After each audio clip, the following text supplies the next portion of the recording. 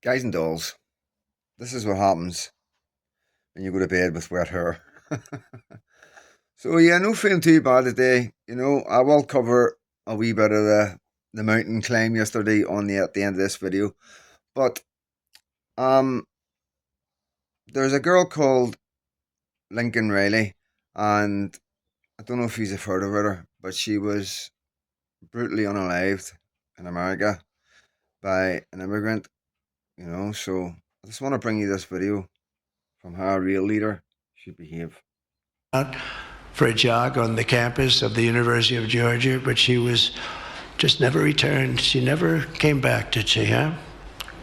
Parents are here, sister, all of her relatives. While on her run, Lakin was attacked, viciously assaulted, beaten, brutalized, and murdered by an illegal alien gang member who was set loose into our country by the last administration. We are deeply honored to be joined today by Lakin's parents, Allison and John, and her sister, Lauren. Thank you very much. Thank you.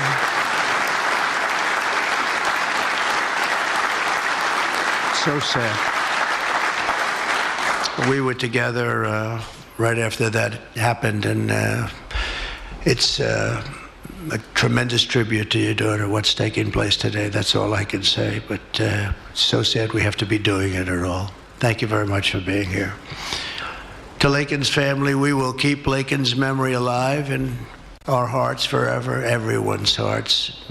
With today's action, her name will also live forever in the laws of our country, and this is a very important law. This is something that has brought Democrats and Republicans together. That's not easy to do. Lakin did it. Lakin did it. America will never, ever forget Lakin Hope Riley.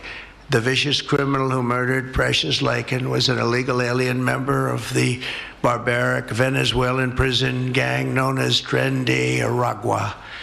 He trespassed across our southern border in 2022 and was apprehended by Border Patrol, but under the cruel policies of the last administration, instead of being deported, as he should have been, he was released into the United States.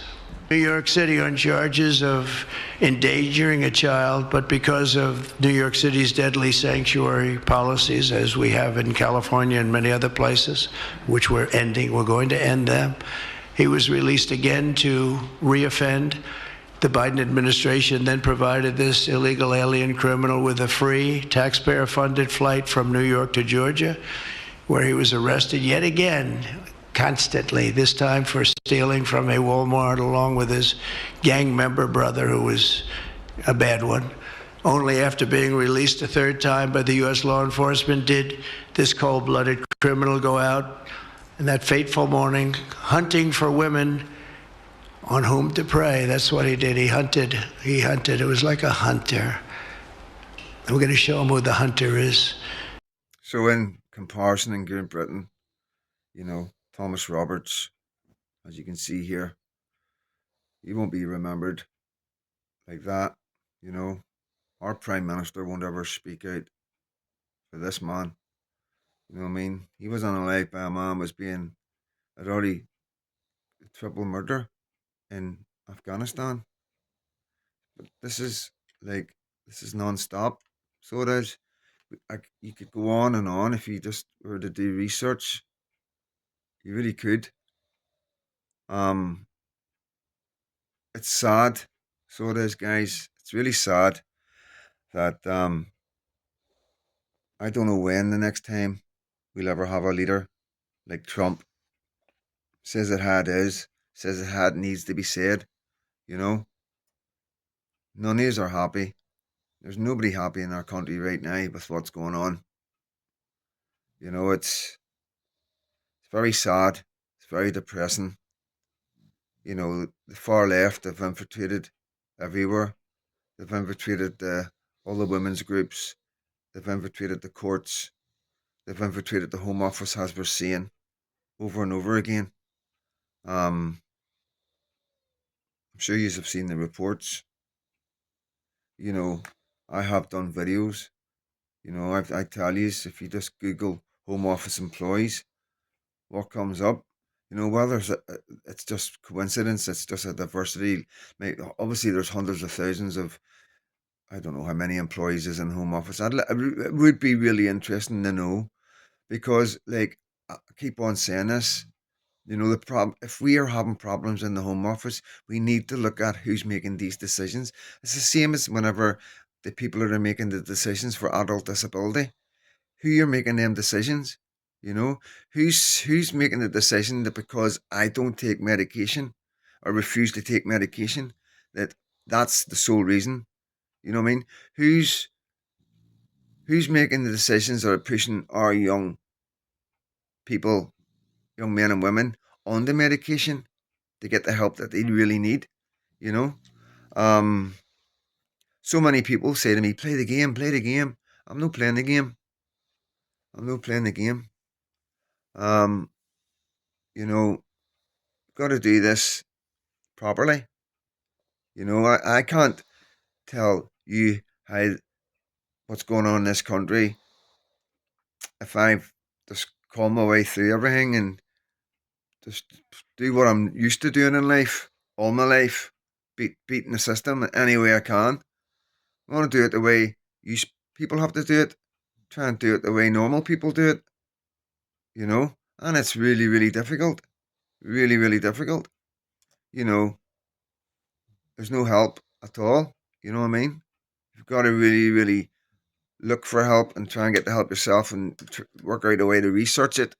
You know, um, but yeah, we've got so many problems in our societies in our working class areas, and I do believe this is my problem, guys, and this is the stickler with me. This is the one of the big prodding sticks. You know that prods me along to do what I do. You know, it's the most vulnerable people in our society are being let down in a way I've never seen before. You know, I'm talking about our children. Okay, that's the first one. Are being let down. I'm not going to go into it. You all know the most vulnerable children, our most vulnerable children, are the victims of the grooming gangs. You do know that by now, yeah. Um, our elderly are vulnerable right now in so many ways. So many ways, whether it's from the wrong type of care, from the wrong type of people, or whether it's getting money taken off them, or whether it's not being able to apply or know how to apply for what they're entitled to. That's another problem. Then we've got mental health. We've got people with serious mental health problems getting arrested and put into prison time and time again. Our jails are full of men and women who shouldn't be in prison. They should be getting help, but we can't afford it. We just don't have the resources. We don't have the people, the money, or anything to help. There's no other answer but to lock mentally incapable, unstable, mentally handicapped men and women, lock them away because we don't have the money to do anything else. But yet we send billions to Ukraine, we send billions around the world, we're sending millions to farmers, we're sending millions to Muslim countries, we're sending millions to terrorists, Al Qaeda terrorists in Syria, 50 million, 111 million to mosques. This is why we don't have any money for our own most vulnerable people. And it's the saddest thing I know. It really is. No matter what's happened to me in life, this is the saddest thing I know. There's nothing sadder than this that I know, guys. Breaks my heart. I'm gonna go. God bless all yous.